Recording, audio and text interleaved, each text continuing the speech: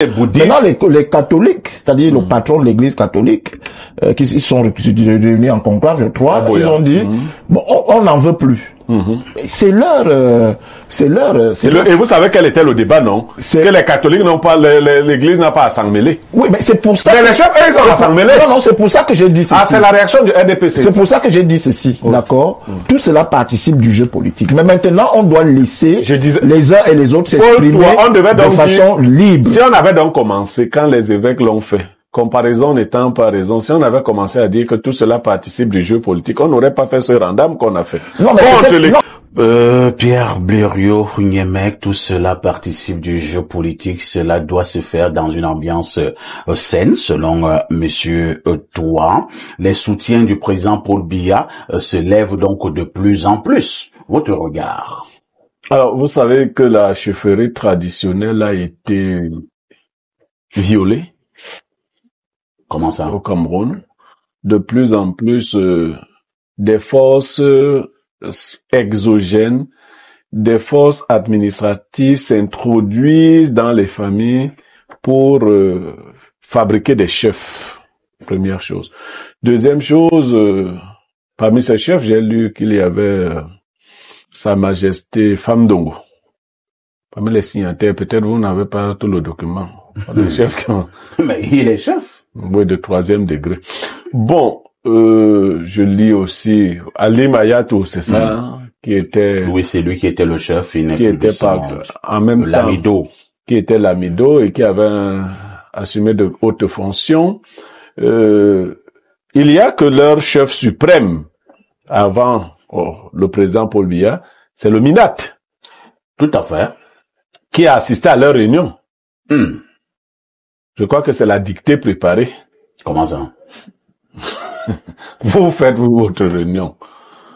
Et puis il y a le Minat, votre chef suprême qui est là. Oui, c'est le non, il n'a pas à être là.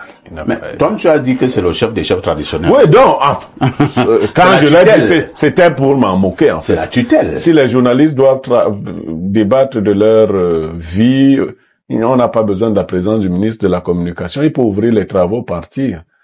Donc, de toutes les façons, chaque village a son chef. Chaque personne a son chef. Moi, mon chef n'était pas dans l'affaire là, donc je connais pas ces chefs-là. Moi, j'ai mon chef. Il faudrait te dire qu'il y avait une centaine de chefs. Mais j'ai dit le mien n'était pas là. Mais si le tien n'était pas là, c'est même dangereux. Si j'apprends même qu'il était là, nous déclenchons une procédure pour... Laquelle? Non, qu'il aille d'abord. Donc, vous menacez votre chef. Est-ce que mon chef peut même venir comme ça? Mon chef, lui, donc, pour que le chef vienne au travail, on doit avoir ton avis. Non, notre chef a hérité d'une vraie chefferie. Et les autres qui étaient là, ce sont des fausses chefferies. En général, un vrai chef se déplace avec l'assentiment de sa population. Il a l'onction de son peuple. On a ici des gens qui montrent ce que la chefferie traditionnelle est en train de devenir. La chefferie traditionnelle ne devrait pas... Vous savez que dans beaucoup de villages, les bureaux de vote sont au niveau de la chefferie, non? Vous savez qu'il y a des bureaux de vote à la chefferie. On vote à la chefferie. On vote dans les écoles. Une fois que le chef... Parce que il faudrait encore que les gens qui maîtrisent le droit... Une fois que le chef, qui reçoit très souvent des bureaux de vote, lui, il se prononce comme étant en faveur de tel ou de tel candidat. Où est sa crédibilité pour la suite du processus? Pierre Blériot, là n'est pas le débat. Hein. Le débat est où? Le débat est au niveau que les évêques de l'église catholique romaine se sont levés, ou alors certains, il y a quelques semaines, pour dire que le président Paul Biya ne devrait plus être candidat. C'est pour cela que lui s'est choisi les chefs qui devaient répondre aux évêques. Les chefs traditionnels aussi se sont levés. Une centaine ton de chefs. Ton chef s'est levé, ton chef. Je disais donc que les chefs se sont levés pour dire qu'ils soutiennent la candidature du président. Mais je dis pour toi, c'est pas ça le débat. Je te réponds donc que c'est le problème. Toi, ton chef s'est levé. Ton chef est parmi les chefs là.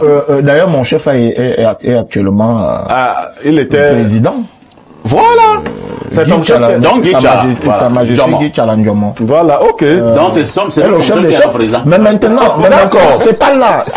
Moi, mon chef n'est pas là. C'est pas là où se situe le débat. Le débat est où? Le débat se situe au niveau où des organisations. L'Église catholique, c'est une organisation. Tout à fait. Tout le monde n'est pas catholique. Au Cameroun, vous avez des musulmans, vous avez des athées, vous avez Il y avait les bouddhistes. Maintenant, les catholiques, c'est-à-dire le patron de l'Église catholique, qui sont réunis en conclave, je crois, ils ont dit, bon, on n'en veut plus. C'est leur. Et vous savez quel était le débat, non? Que les catholiques n'ont pas, l'Église n'a pas à s'en mêler. Oui, mais c'est pour ça. Mais les chefs, eux, ils ont à s'en mêler. Non, c'est pour ça que j'ai dit ceci. Ah, c'est la réaction du RDPC. C'est pour ça que j'ai dit ceci, d'accord? Tout cela participe du jeu politique. Mais maintenant, on doit laisser les uns et les autres s'exprimer de façon libre. Si on avait donc commencé quand les évêques l'ont fait, comparaison n'étant pas raison, si on avait commencé à dire que tout cela participe du jeu politique, on n'aurait pas fait ce rendam qu'on a fait. Non, mais on a même monté des catholiques pour insulter les évêques. On n'a que deux factions. Hein. Demain, peut-être c'est la faction des transporteurs routiers qui diront on n'en veut pas. C'est pour ça que nous disons au ministre, d'être le plus républicain. J'espère que les mêmes pontes qui ont écrit contre les évêques vont écrire contre les chefs.